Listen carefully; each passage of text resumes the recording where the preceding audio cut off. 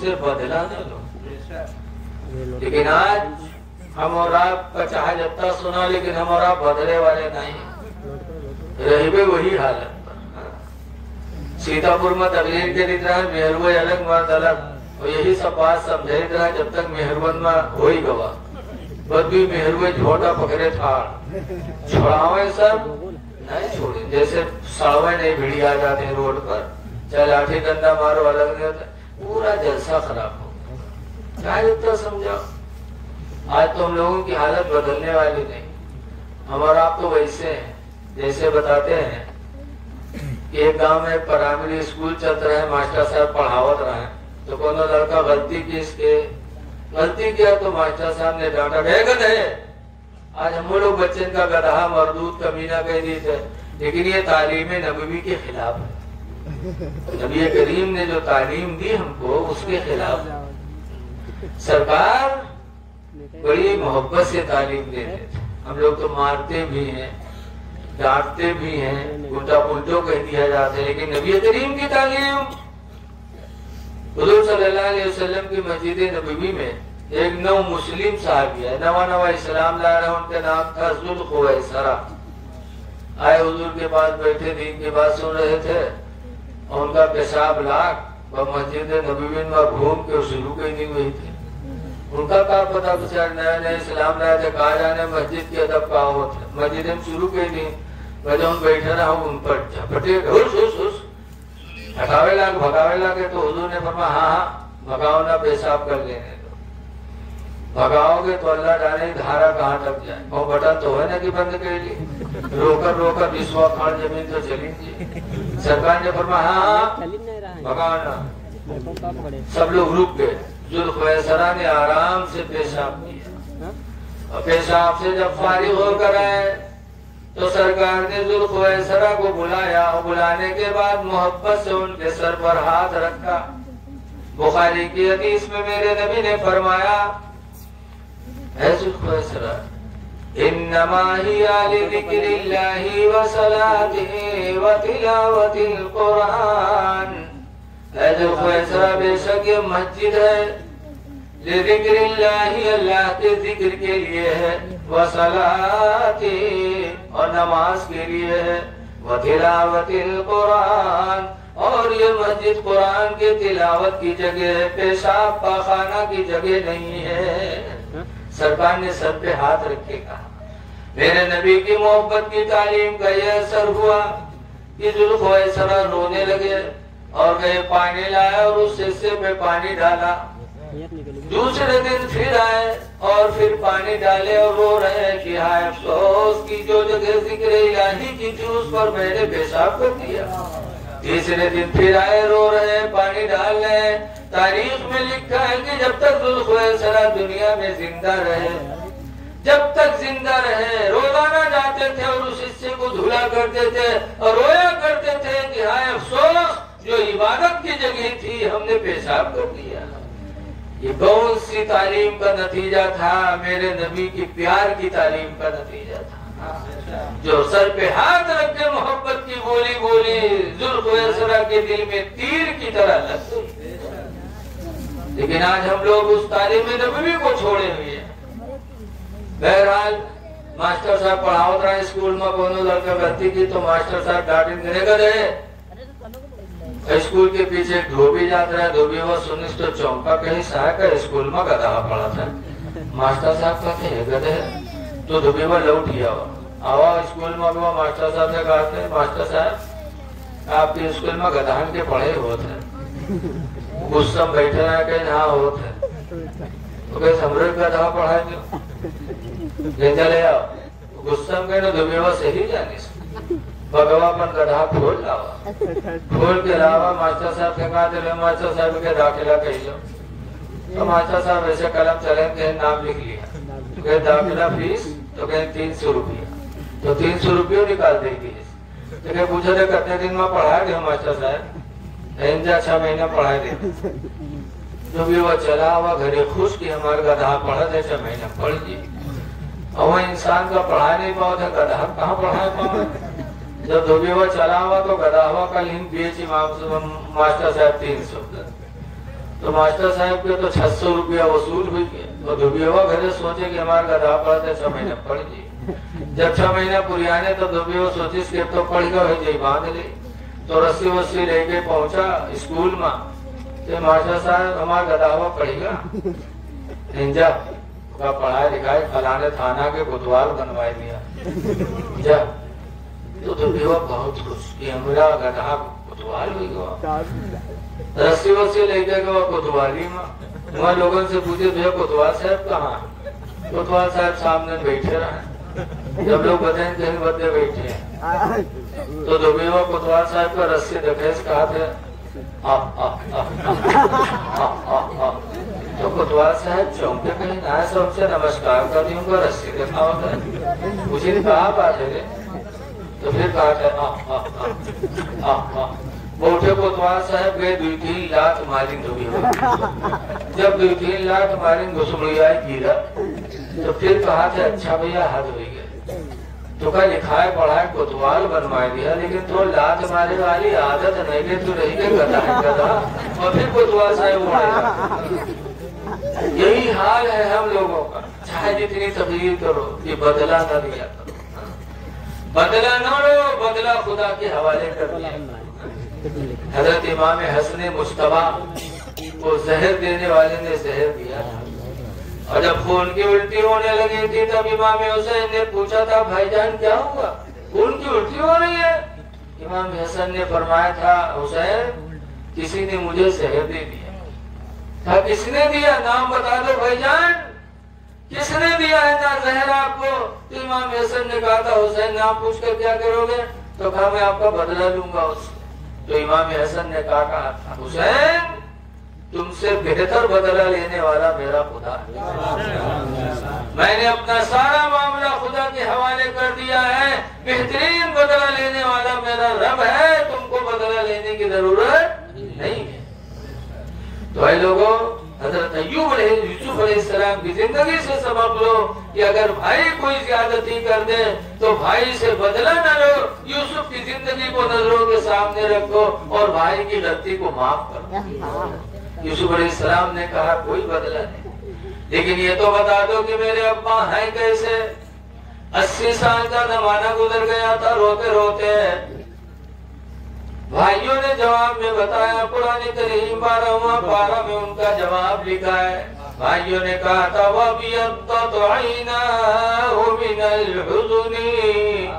आपके गम में उनकी आंखें सफेद हो गई। आपका गम उन्होंने इतना किया, इतना रोए, 80 साल हो गया रोते रोते अब्बा की आंखों की बीनाई जा चुकी है। यूसुफ अलैहिस्सलाम को तरस आया।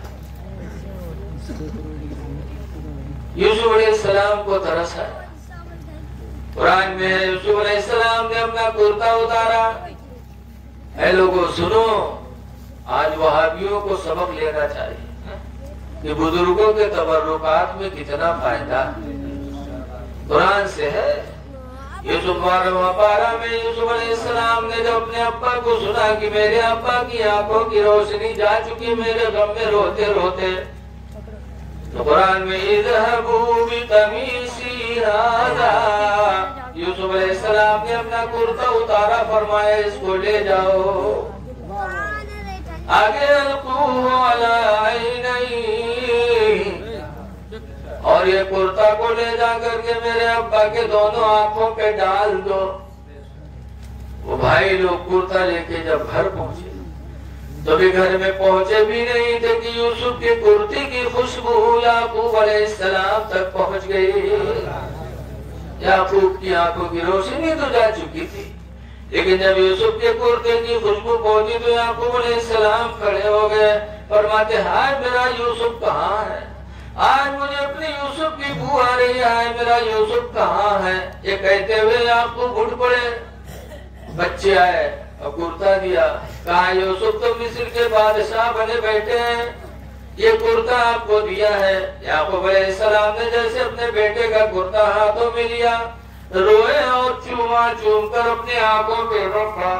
जैसे इसे रखा कुरान में 12वां पारा में बसीरा, तो उनकी आंखों की रोशनी वापस आ गई।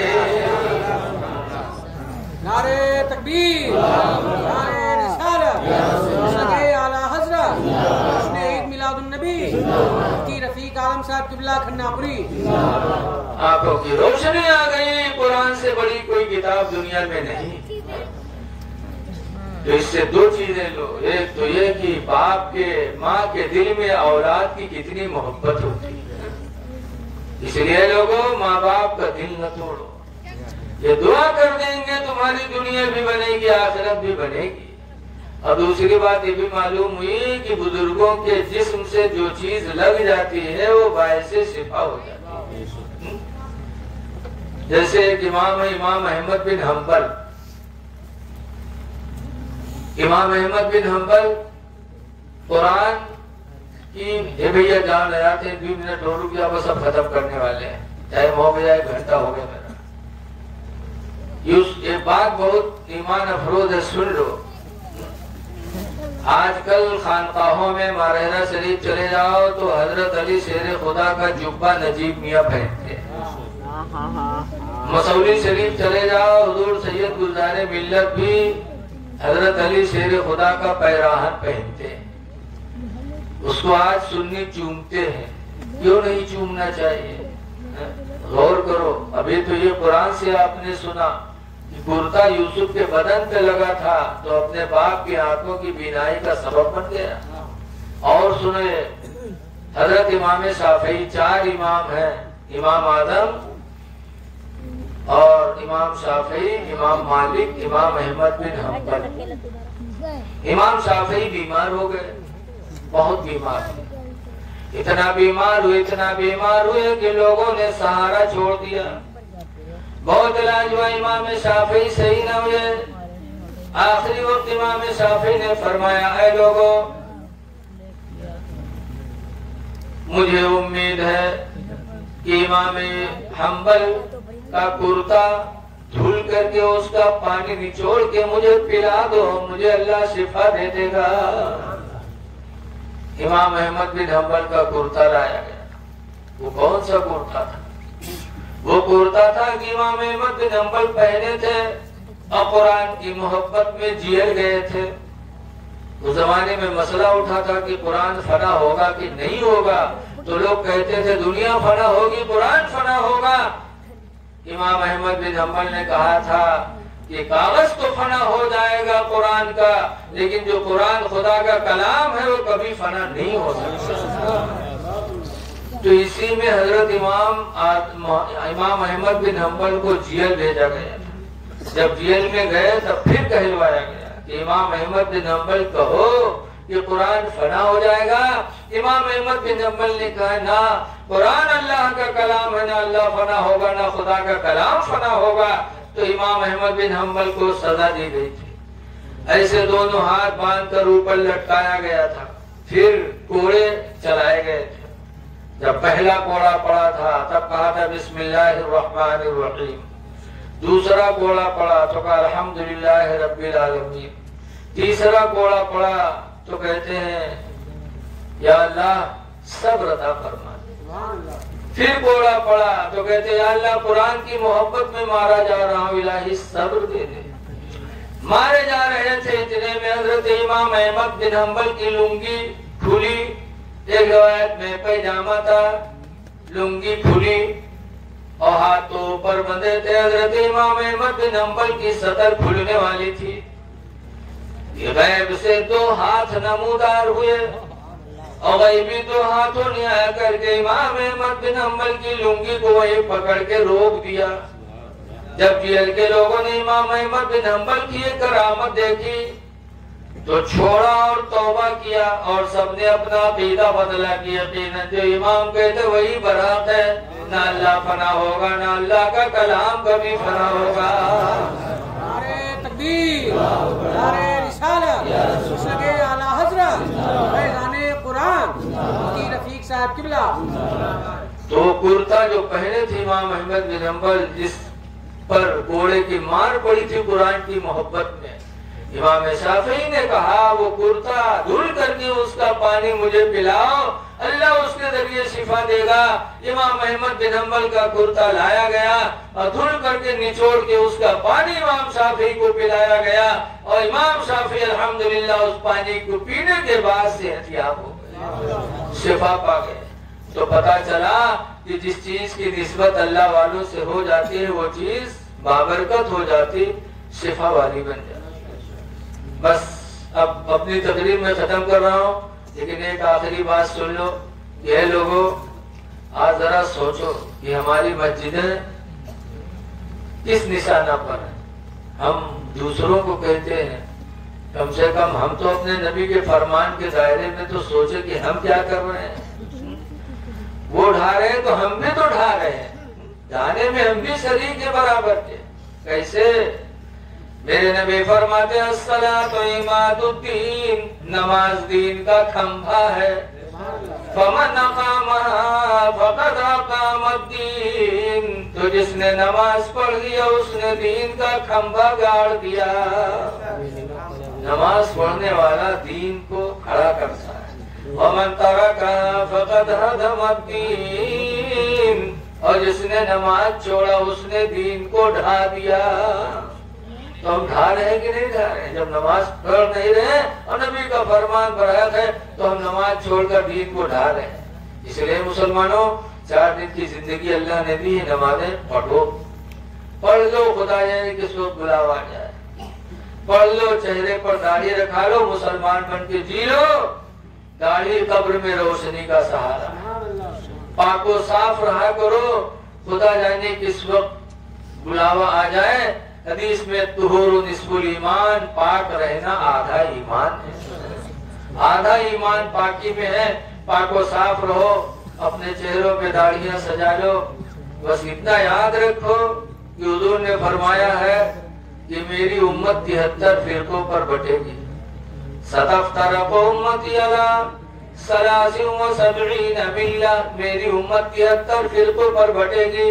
कुल्लुहुम फिन्नार, सब जहन्नम में जाएंगे। इल्ला मिल्लतन वाहिदा, मगर एक फिरका जन्नत में जाएगा। कालो मा हिया, सहाबा ने पूछा अल्लाह के रसूल क्या है, वो कौन फिरका जन्नत में जाएगा? सरकार ने फरमाया हिया मा अना अलैहि व अस्हाबी, वो फिरका वही है जो मेरे सहाबा के रास्ते पे हो। अब सहाबा और नबी के रास्ते पर कौन है? याद रखो, 1,24,000 या 2,24,000 नबी आए, किसी नबी ने दाढ़ी नहीं बनवाई। 1,40,000 सहाबा रसूलुल्लाह के साथ हज्जतुल विदा में थे। जितने भी मेरे नबी के सहाबे थे, किसी ने दाढ़ी नहीं बनवाई थी।